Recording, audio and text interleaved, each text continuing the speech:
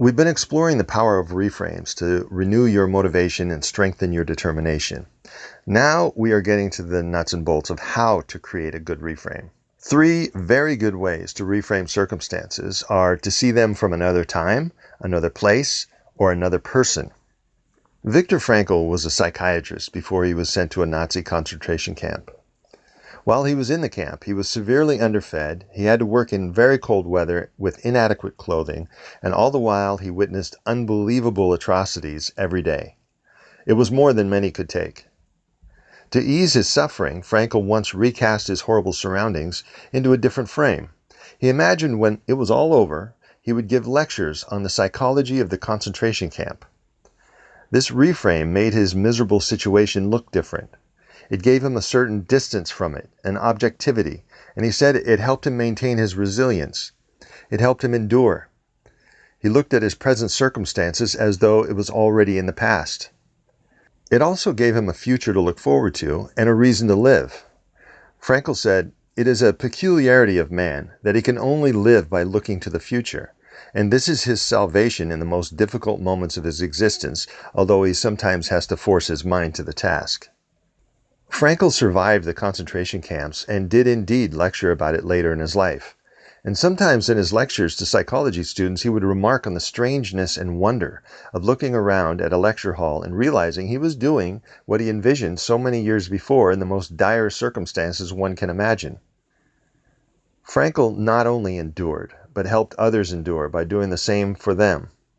He wrote later, quote, "The prisoner who had lost faith in the future, his future, was doomed. With the loss of belief in the future, he also lost his spiritual hold. He let himself decline and became subject to mental and physical decay." Unquote. So that is one kind of reframe. Look at your circumstances from another time. Frankl found strength by looking at his circumstances from a time in the future. When you're trying to come up with reframes, this is one way to do it. Look at your circumstances from the future or from the past. The former head football coach for Florida State University, Bobby Bowden, who announced his retirement shortly after his 80th birthday, used a practical reframe during his successful coaching career. He felt responsible for his players' actions and sometimes needed to discipline them. "Long ago," he says, "I made up my mind not to make decisions based on public opinion. I never wanted anybody telling me how to discipline my players. I try to treat these players as I would my own children." So he was coaching the team from the point of view of a father. He saw his situation from a particular frame, and he did it deliberately. And he used the same frame to help others think differently. During an interview, he once said, "People write to me saying how a kid is a disgrace to the team and that I ought to kick him off. I write back and ask, what if he were your son? What would you want me to do then? Usually I don't get a letter back." The point of view he adopted was that his players were like his children, and he was like the father, and this point of view guided his actions successfully. Lane Nemeth did something similar. She was trying to get a toy company off the ground, and she ran into some typical business setbacks: debt, excess inventory, high interest loans. She was on the brink of bankruptcy. She was demoralized and thought about giving up. But then she reframed the problem. "If this were my daughter," Lane asked herself, "and she were seriously ill, what would I do?" Of course, if her ailing business was her child, she wouldn't even consider giving up. And it wouldn't matter how difficult it was. She would do whatever needed to be done. And so she did what she had to do to save her business. She cut payroll, she got another bank to help, she stuck it out, and it worked. Reframing her failing business as a suffering child of hers gave Lane the motivation to persist and succeed. It gave her the will to do what was necessary. It was difficult, and sometimes her decisions were painful, but that is often what it takes to make something happen. When you're coming up with possible reframes, try to look at your business or problem as a person, or cast yourself in a different role, not just a business owner, but the mother of a sick child, not just a coach, but a father. Subtitle: How bad do you want it? Reframing the suffering itself is often a powerful generator of motivation. When Morgan Freeman was first starting out as an actor, for example, he struggled with the few acting jobs he could find, and the ones he found were flops. He made almost no money. And he would sometimes go days at a time without even eating because he just didn't have enough money to buy food. He worked in low-paying jobs to make ends meet. A lot of successful people have stories of suffering, privation, long hours, and the seeming improbability of making it. How do they continue to press on? Have you ever wondered? They understand that this is what it takes. That's how they do it. They ask themselves, do I want it badly enough?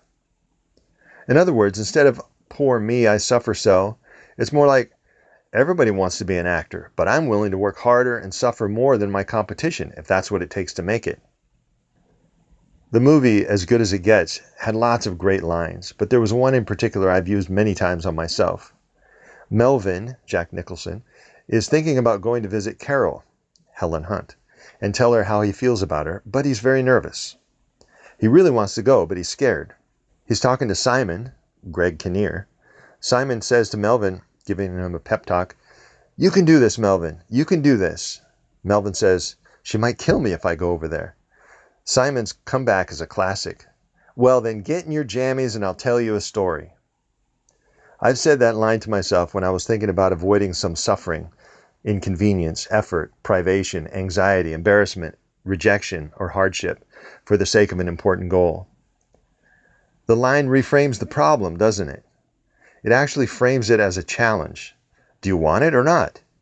Do you want everything handed to you on a silver platter, or are you willing to do whatever it takes to get what you want? For Melvin, who really loved Carol, the question was, do you really want her? And if you don't want her, if you'd rather play it safe and live without her, if you'd rather live out your days always wondering what might have happened if you had mustered a little more courage, then get in your jammies and I'll tell you a story.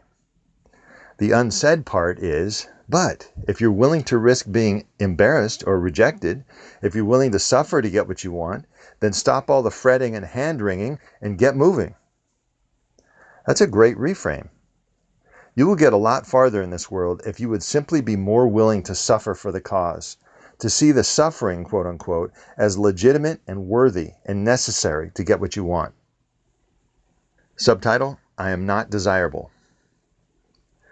I know a woman who wanted to get a job in the accounting department of a large firm, a job she had the education and experience for. She sent out 11 resumes and heard nothing back.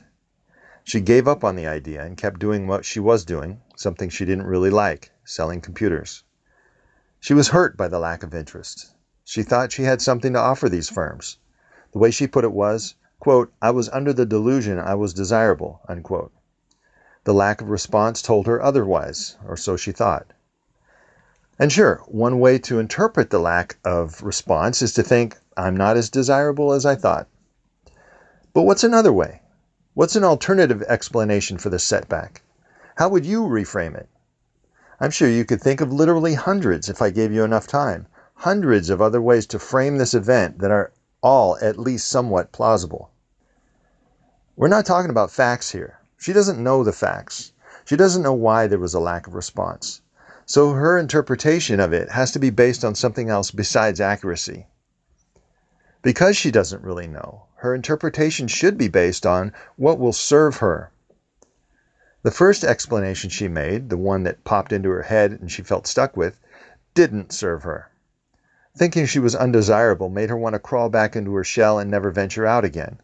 The interpretation didn't help her get what she wanted. One of the traps of negative emotions is they make you narrow-minded and uncreative. In a better mood, she would see there are other possible explanations. But the explanation she came up with first was so depressing, she was unable, without the knowledge or ability to reframe her circumstances, to think of something else. As you can see, a reframe would really help her. She would be better off if she could see that same event in a different frame, a frame that would prevent her from feeling bad, a frame that would motivate her to keep striving for her goal. In this case, she wanted a better job in a field she liked. I came up with a few ideas off the top of my head. She could look at her rejection in any of the following ways, and she would have more motivation to pursue her goal, more energy, more creativity and power, and she would feel better. The lack of interest from those companies might have been because her resume needs to be improved. This explanation could motivate her to learn more about resumes, or hire a resume consultant, or just spend a few weeks making it as good as she could. There's another possibility. Lack of interest might be because she didn't show up in person. This reframe would encourage her to show up in person and at least find out if that makes a difference. Could have been because they already get hundreds of resumes every week. They don't even bother looking at one until an applicant shows up at least 3 times. This weeds out the ones with only a weak desire. This interpretation would motivate her to try much harder, to remain determined, and to keep trying. Her first response, her natural automatic response, only made her want to give up. Or it could be because maybe she doesn't really want to be an accountant. Maybe her heart isn't in it, and this was a lucky coincidence that she didn't get any interest from these companies. This would motivate her to give it some thought. Is she sure this is what she wants to do? And if she gave it some thought and decided the answer was yes, she would feel more motivated because she clarified her goal. If she found out she really didn't want to do it, she would be free to find something she cares more about. Or maybe the lack of interest is only because of the season. Maybe at this time of year they don't hire new people. This would motivate her to find out when is the best time to apply, and while she's at it, she could try to find out what is the best way to apply. I could go on, coming up with reframes. Any of these, and any of hundreds more, would be useful interpretations to make and would motivate further action. And any of them are better than the demoralizing point of view that came naturally to her. As it turns out, the real explanation was, large corporations move slowly. Shortly after our conversation, she got 2 calls back, long after she had already given up. She had only worked in small firms before, but her recent resumes were only sent to large corporations. She didn't realize they moved so much slower. Many people, of course, don't even get as far as she did. They're too afraid of feeling that kind of rejection, so they wouldn't have sent out the resumes in the first place. The good news is you're probably not one of them. The bad news is that means you're going to have to deal with rejection. Depending on what you want to do, you might have to deal with quite a lot of it. The way you reframe it will make a huge difference in how you feel and in how successful you will be eventually. Subtitle: Rejected Writers. Writers, for example, typically experience lots of rejection. The manuscript for the book Zen and the Art of Motorcycle Maintenance was rejected by over 120 publishers. That was in 1974, and it is still selling well. I checked on Amazon 34 years later, and its Amazon sales rank was 1180th out of 4 million. When Dr. Seuss was in high school, his art teacher told him, "You will never learn to draw." In college, his fraternity voted him least likely to succeed. His first manuscript, And to Think That I Saw It on Mulberry Street, was rejected by 27 publishers before it was accepted. Danielle Steele has over 550 million books in print, and she was in the Guinness Book of World Records for having 11 consecutive books on the New York Times bestseller list. But the first 5 novels she wrote were turned down and have never been published. Clearly, each of these authors, and many others with similar tales of rejection, found a way to frame rejection in a way that didn't destroy their motivation to persist. The ability to deliberately create constructive frames will help you no matter what your goal. For example, when I first started giving public speeches, I began at service groups like Rotary clubs and Kiwanis, and I was basically their 20 minutes of entertainment, and that's how the audiences seemed to feel about it.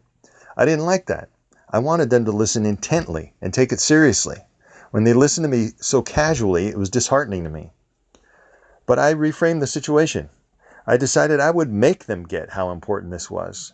I came up with lots of different reframes, but this particular reframe helped me the most. At the time, my speeches were about the principles in my book, Antivirus for Your Mind.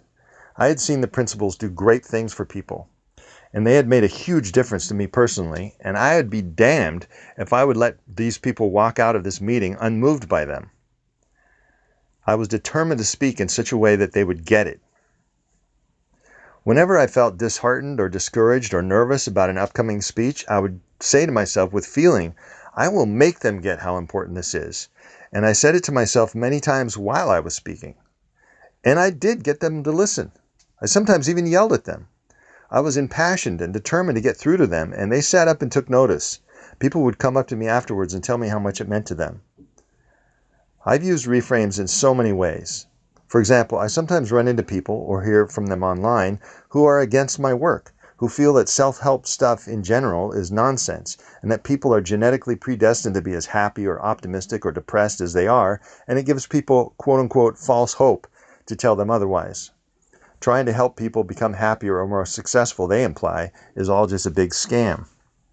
This used to feel demoralizing. My natural automatic frame was, I'm not appreciated.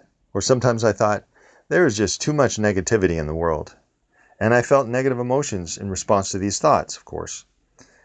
But I reframed it.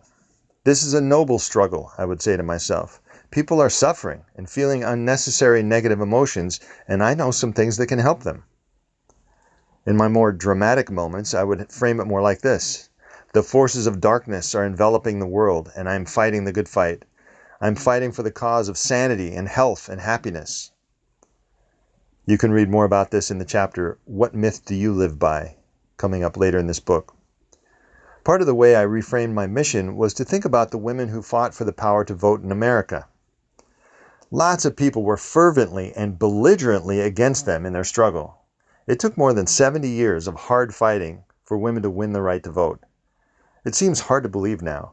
It seems so self-evident that women should be allowed to vote. But it was a long and difficult struggle, and people were against them. And yet, isn't that what made their struggle noble? That it wasn't the popular thing, but that it was right? Happiness and optimism may not be popular, but they are right and good and have positive, healthy, sanity-producing side effects, not just for the person who is feeling better and getting more done, but for the other people in their lives, children, spouse, friends, and family, people they work with. Everybody is influencing everybody else, and someone who thinks better, who makes strong, healthy reframes about unexpected, seemingly unfortunate events, helps others see things more sanely, just by example. Anyway, because I know all this, I have been able to successfully reframe negative responses to self-help and accusations of giving false hope. In case you don't know about the impact of your mood on others, I'll share with you a few tidbits to whet your appetite. You can learn more at adamleekahn.com. Subtitle, Mood Makes a Difference. Your mood has an influence on the moods of others. That means improving your own mood does something valuable for the people who know you. That means reframing your setbacks not only helps you persist with your goals, it's good for the people you love. Lots of research has been done on this. For example, using the voluminous data collected in the Framingham Heart Study, researchers looked at 5,000 people over a period of 20 years. Many of the participants knew each other, so the researchers fed all of the connections and their mood data over the 2 decades and discovered something deeply heartening. Each person's happiness ripples out into others' lives. In other words, your happiness, your good mood, causes a ripple of good moods to go out from you to the people you know, and the closer people are to you, the stronger the effect. Here's another uplifting finding from the same study. Good moods have a greater ripple effect than bad moods. In other words, your good moods have more of a positive effect on others than your bad moods have a negative effect on them. And their good moods influence you more than their bad moods. Here's something from an entirely different angle. Heart bypass patients who are married to someone who is anxious are more likely to be depressed even a year and a half after the surgery than patients who have more relaxed spouses, according to a study led by John M. Ruiz, PhD, Assistant Professor of Clinical Psychology at Washington State University. And depression is particularly dangerous for people with heart disease, so this is a noteworthy effect. A different study, this one on women, found that a woman's arteries are more likely to harden when her arguments with her spouse include expressed hostility. I could go on, but the point is, your mood matters to the people around you. It is well worth your time to practice reframing negative circumstances so it improves your mood. It also matters to your own ability to succeed. A study by Sonja Lyubomirsky, professor of psychology at the University of California, Riverside, showed that happiness is literally its own reward. It breeds success, just as success can breed happiness. As the New York Times news service put it, Quote, while everyone knows that successful careers and relationships make people happy, new research suggests this process works both ways, unquote. And your mood also affects your health. And again, there are lots of studies about this. One of them, considered the most comprehensive meta-study so far, found that when you feel good more often, your health is better and you'll probably live longer. The meta-study's lead researcher, Ed Diner, a University of Illinois professor emeritus of psychology, who is also a senior scientist for the Gallup Organization of Princeton, New Jersey, said, quote, we reviewed 8 different types of studies, and the general conclusion from each type of study is that your subjective well-being, that is, feeling positive about your life, not stressed out, not depressed, contributes to both longevity and better health among healthy populations, unquote. A study at Yale found that a good attitude and a positive outlook can add an additional 7.6 years to your life.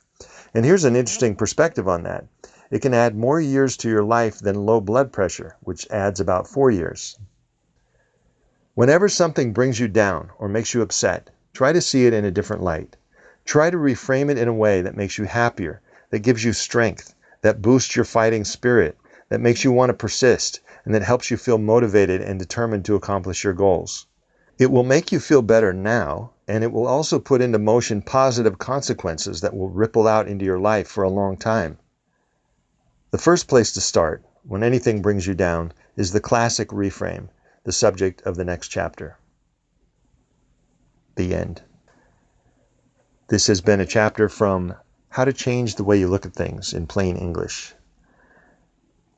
This is Adam Lee Kahn on The Atom Bomb. This Atom Bomb podcast episode is sponsored by Anchor, a podcast platform, the one I'm using to make this podcast. It's super easy to use and allows you to easily create your own podcast. You can record and edit your audio right onto the app. In fact, you can do everything on your phone. Anchor also makes it easy to monetize your podcast and get wide distribution. Anchor automatically makes your podcast available on Apple Podcasts, Spotify, Google Podcasts, and more. You can download the Anchor app for free or go to anchor.fm to get started.